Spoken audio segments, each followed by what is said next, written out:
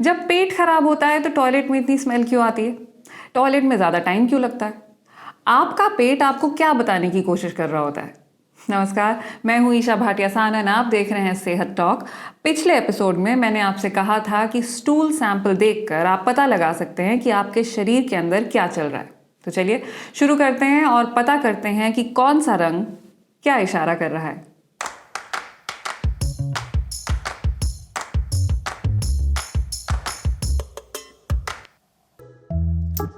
मल के जरिए आपकी आंत आपको संदेश देने की कोशिश कर रही है।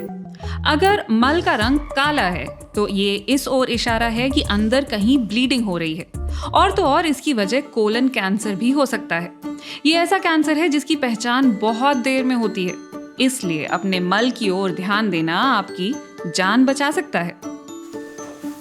अगर आपके मल का रंग कुछ ऐसा है, ब्राउन, तो मतलब शरीर में सब कुछ सही चल रहा है, आप स्वस्थ हैं, टेंशन की बिल्कुल भी कोई बात नहीं है। लेकिन अगर आपका मल पीला है, बहुत बदबूदार है, तो मतलब आपके डाइजेस्टिव सिस्टम में कुछ गड़बड़ चल रही है। अगर कई दिन तक ऐसा चल रहा हो तो डॉक्टर से मिल ही लीजिए। अगर मल का रंग बहुत फीका है, कुछ सफेद जैसा, तो ये लिवर इन्फेक्शन की ओर इशारा है। कई बार आप जो खाते हैं उससे भी मल का रंग बदलता है, जैसे पालक या मेथी खाने पर हरा और चुकंदर खाने पर लाल। लेकिन मल में अगर खून दिखे तो डॉक्टर के पास जाने में जरा भी देर नहीं करनी चाहिए। कुल मिलाकर फ्लश करने से पहले एक बार टॉयलेट की ओर जरूर देख लें। याद रखें, हर रंग कुछ कहता है, इसलिए मल के रंग को तो बिल्कुल भी हल्के में ना लें। बच्चों को भी सिखाएं कि फ्लश करने से पहले वो एक बार टॉयलेट की ओर जरूर देखें। बच्चों के पेट में कई बार कीड़े हो जाते हैं, जिस कारण बच्चों के पेट में दर्द रहता है। ये भी मल के साथ बाहर आते हैं।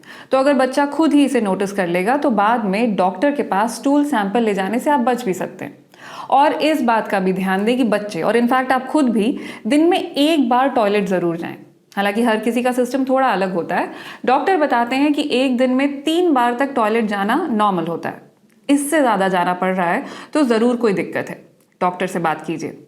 और इसी तरह अगर यूरिन पास करने में भी दिक्कत हो रही है या फिर पेशाब रोकने में दिक्कत हो रही है तो भी डॉक्टर से बात करें। पर उससे पहले समझ लीजिए कि शरीर का ये सिस्टम काम कैसे करता है। ब्लैडर या मूत्राशय, बलून जैसा दिखने वाला अंग जिसका काम होता है मूत्र को अंदर संभाल कर रखना ताकि वो लगातार बाहर ना बहता रहे। आखिरकार किडनी तो दिन भर यूरिन बनाने का काम करती रहती हैं। ब्लैडर की मांसपेशियों का तंदुरुस्त होना बहुत जरूरी है, नहीं तो जब आप शीर्षासन करेंगे तो पेशाब सर की ओर रुख कर लेगा। ऐसा ना हो इसके लिए हमारे यूटेरस के इर्द गिर्द मसल्स की एक परत होती है जो आप पर ग्रेविटी का असर भी नहीं होने देती। धीरे धीरे ये गुब्बारा भरता चला जाता है और एक पॉइंट पर आकर आपको एहसास होता है कि अब टॉयलेट जाने का वक्त आ गया है। लेकिन ये सब होता कैसे? हमारे ब्लैडर की क्षमता करीब 1 लीटर की होती है, लेकिन 250 ml पेशाब जमा होते ही ब्लैडर के अंदर मौजूद नर्व समझ जाती हैं कि इसकी अंदरूनी परत को फैलने की जरूरत है। ये नसें हमारे ऑटोनॉमिक नर्वस सिस्टम को संदेश भेजती हैं और ये सिस्टम ब्लैडर की इनर लाइनिंग में मौजूद मसल फाइबर्स को बताता है कि यूरेथ्रल ओरिफिस को खोलने का वक्त आ गया है। जैसे ही ये खुलता है ब्लैडर खाली हो जाता है। कितना आसान सा सिस्टम था, है ना? एक्चुअली मामला इससे थोड़ा ज्यादा कॉम्प्लिकेटेड है, क्योंकि आप नहीं चाहेंगे कि आपका ब्लैडर अपनी मनमर्जी से खुल जाया करे। ये तो आप ही डिसाइड करेंगे ना कि टॉयलेट कब जाना है। दरअसल एक और यूरेथ्रल ओपनिंग होती है जिसे सोमैटिक नर्वस सिस्टम कंट्रोल करता है। इसे आप निर्देश देते हैं कि कब खुलना है और कब नहीं। बच्चों को ये सिखाना पड़ता है। जब तक वो नहीं सीखते तब तक बिस्तर गीला करते रहते हैं, लेकिन उम्र के साथ ये कंट्रोल कम हो जाता है। आपकी मांसपेशियां कमजोर पड़ जाती हैं किसी यूरिनरी ट्रैक्ट या ब्लैडर इन्फेक्शन के कारण। ऐसा अक्सर यूरीथ्रा यानी मूत्र मार्ग में बैक्टीरिया के कारण होता है। महिलाओं में ये ज्यादा देखा जाता है क्योंकि उनका यूरीथ्रा छोटा होता है। साथ ही पेल्विक फ्लोर मसल्स प्रेगनेंसी के दौरान या फिर ज्यादा भार उठाने के कारण कमजोर पड़ जाती हैं। इस कारण भी ब्लैडर पर कंट्रोल नहीं रहता।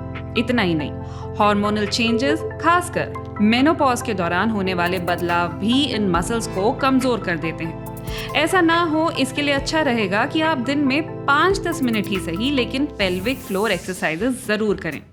तभी तो आपके अंदर मौजूद ये पूरा सिस्टम बिना किसी दिक्कत के आपका काम कर पाएगा। महिलाओं को पेल्विक फ्लोर एक्सरसाइजेस जरूर करनी चाहिए। ऐसे कई योगासन भी हैं जो पेल्विक फ्लोर को मजबूत बनाने में मददगार होते हैं। प्रेगनेंसी के दौरान ये हिस्सा कमजोर होना शुरू हो जाता है। ऐसे में छींकते हुए, खांसते हुए या फिर हंसते हुए लीकेज हो जाती है। फिर डिलीवरी के बाद ये और भी कमजोर हो जाता है। इसे दोबारा नॉर्मल होने में कम से कम 6 हफ्ते और ज्यादा से ज्यादा कई महीने और कुछ मामलों में तो कई साल भी लग जाते हैं। इसीलिए डिलीवरी के बाद 40 दिन तक किसी भी तरह का वजन उठाने से मना किया जाता है। यहाँ जर्मनी में तो आपको डिलीवरी के बाद पेल्विक फ्लोर का कोर्स करना पड़ता है। जब तक आपके पास उसका सर्टिफिकेट ना हो, आप दोबारा जिम या योगा पिलाटेस की क्लासेस में जा ही नहीं सकती। अगर आपको या आपके पार्टनर को भी प्रेगनेंसी में या उसके बाद ऐसी कोई दिक्कत आई है तो बताइए मुझे कमेंट करके। उम्मीद है मैं आज भी आपको कुछ नया सिखा पाई हूँ। मैं मिलूंगी आपसे अगली बार। तब तक अपना और अपनी सेहत का रखिए ख्याल। नमस्कार।